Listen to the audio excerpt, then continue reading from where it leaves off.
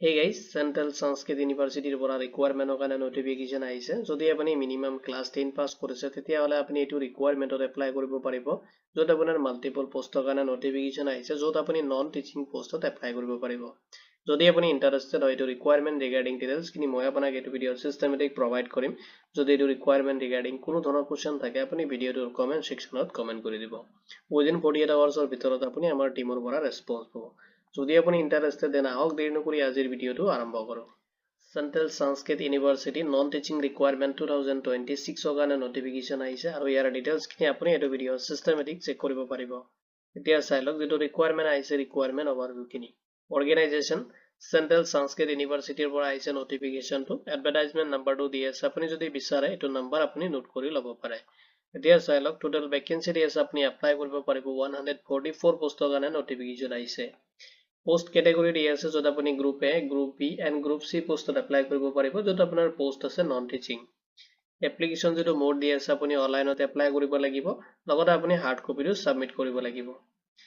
here silog job location to apunar all india di ase all india male female both candidate eligible hobo itu requirement ot apply karone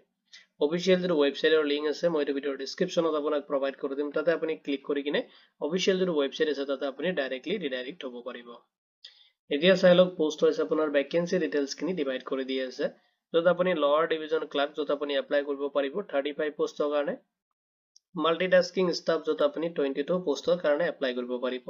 upper division clerk যত আপুনি 16 পোষ্টত apply কৰিব পাৰিব section officer যত আপুনি 11 পোষ্টত apply কৰিব পাৰিব এসিস্ট্যান্ট যত আপুনি 10 পোষ্টত এপ্লাই কৰিব পাৰিব প্ৰফেশনাল এসিস্ট্যান্ট যত আপুনি 10 পোষ্টত এপ্লাই কৰিব পাৰিব লাইব্ৰেৰী এটেন্ডেন্ট যত আপুনি 8 পোষ্টত এপ্লাই কৰিব পাৰিব ষ্টেনোগ্ৰাফাৰ যত আপুনি 8 পোষ্টত এপ্লাই কৰিব পাৰিব টেকনিক্যাল এসিস্ট্যান্ট যত আপুনি 8 পোষ্টত এপ্লাই কৰিব পাৰিব ইয়াৰ লগতে আৰু কেইটামান ভ্যাকেন্সি দি আছে যত আপুনি এপ্লাই কৰিব পাৰিব যত আপোনাৰ ড্ৰাইভাৰৰ কাৰণে পোষ্ট দি আছে আপুনি 4 পোষ্টত এপ্লাই কৰিব পাৰিব আদাৰ্স কিছুমান পোষ্ট আছে যত আপোনাৰ register assistant register logote system analyst logote apnar nursing officer post ase more apuni kisuman aru beshi beleg post ase jot apuni apply koribo paribo etia sai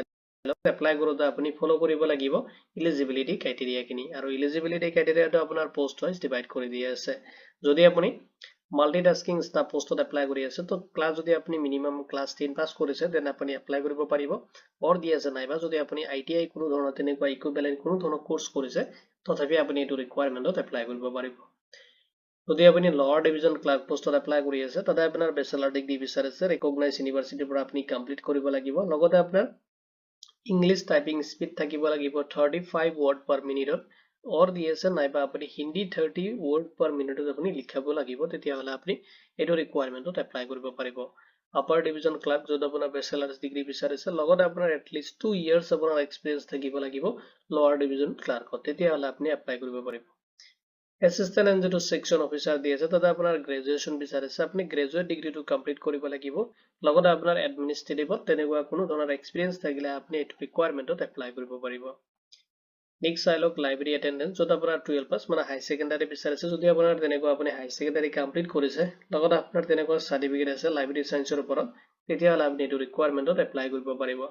next আপুনি ফলো কৰিব লাগিব এজ লিমিটটো জেনেৰেলি আপোনাৰ minimum 18 years বিচাৰিছে up to আপুনি 30 years লৈকিনে apply কৰিব পাৰিব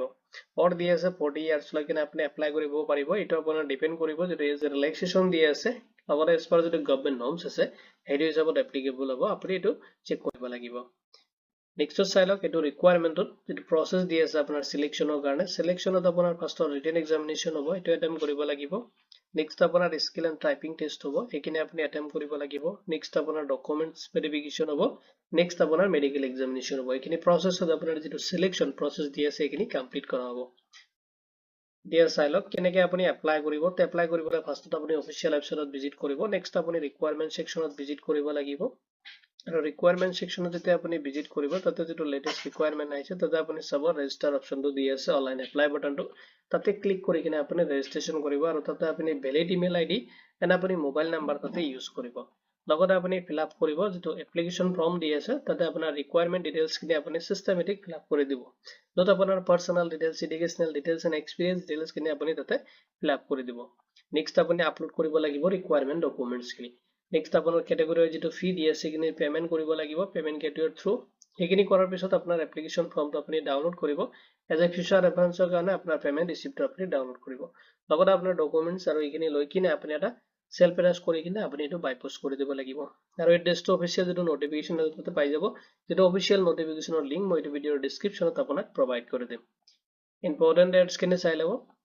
Notification to release hoise 16 March 2026 ত আৰু apply to start hoise 16 March 2026 ৰ পৰা আৰু apply যেটো last date দি আছে অনলাইনত আপুনি 16 April 2026 লৈ কিনে apply কৰিব পাৰিব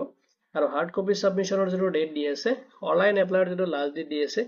তাৰো minimum আপুনি 15 days ৰ ভিতৰত আপুনি তাতে submit কৰিব লাগিব যেটো approximate date দি আছে আপুনি 1 May 2026 লৈ কিনে আপুনি hard copy টো submit কৰিব লাগিব তেতিয়াহলে আপোনাৰ এপ্লিকেশনটো accept কৰা হ'ব এটো ৰিকোয়াৰমেন্ট ৰিগাৰ্ডিং যদি কোনো ধৰণৰ কোৱেশ্চন থাকে ভিডিওটোৰ কমেন্ট সেকশনত কমেন্ট কৰি দিব ভিডিওটো চোৱাৰ বাবে ধন্যবাদ দি কিনে আজিৰ ভিডিও মই ইমানতে সামৰিছো